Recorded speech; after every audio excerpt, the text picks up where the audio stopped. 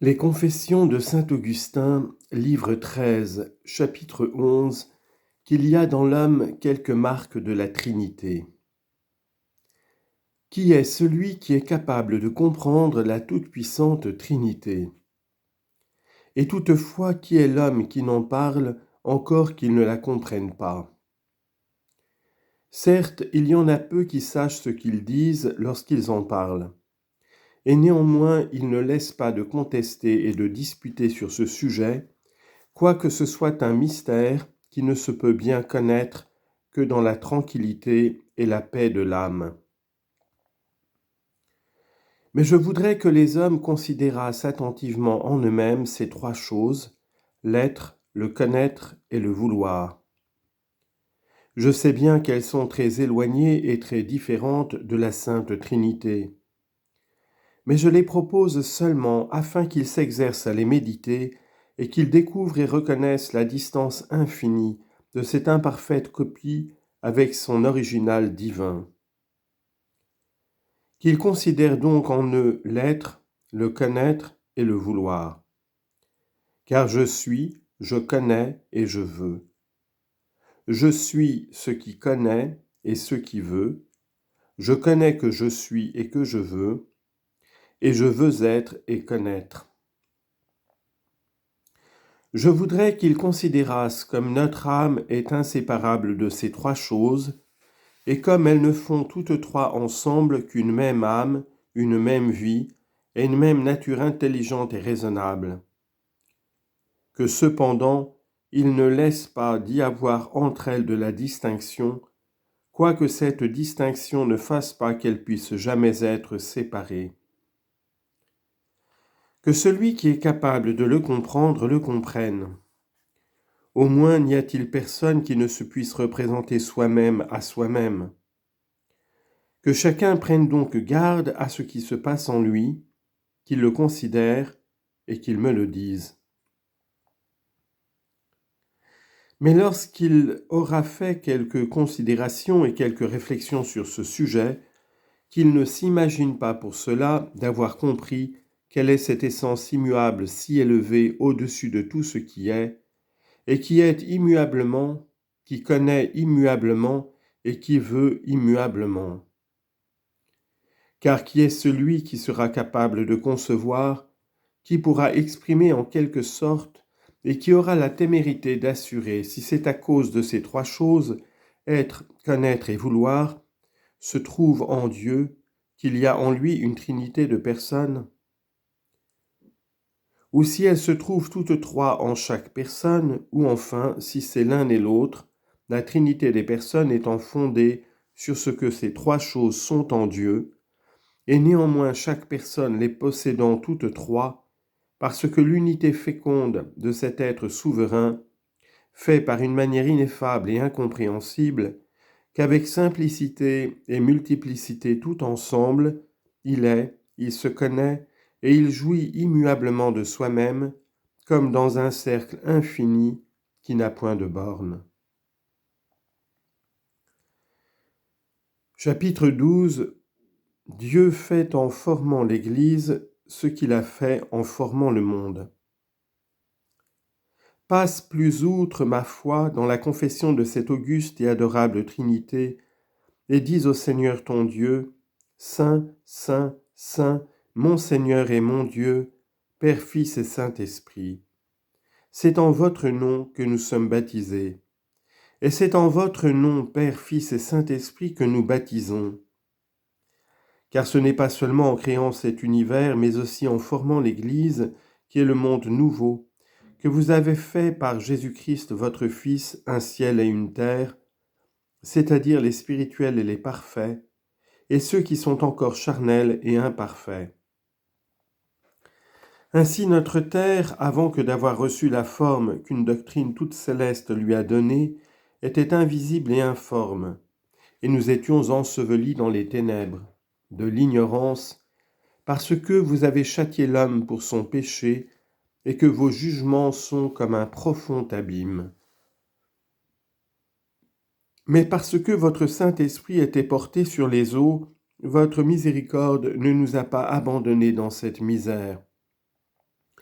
Vous nous avez dit que la lumière soit faite, en disant « Faites pénitence, car le royaume des cieux s'approche, faites pénitence, et que la lumière soit faite. » Et parce que notre âme était dans l'affliction et dans le trouble, nous nous sommes souvenus de vous, Seigneur, au bord du Jourdain, par la grâce que votre Fils, qui est cette montagne sainte, laquelle étant aussi élevée que vous, s'est abaissée pour l'amour de nous, a fait découler dans nos âmes.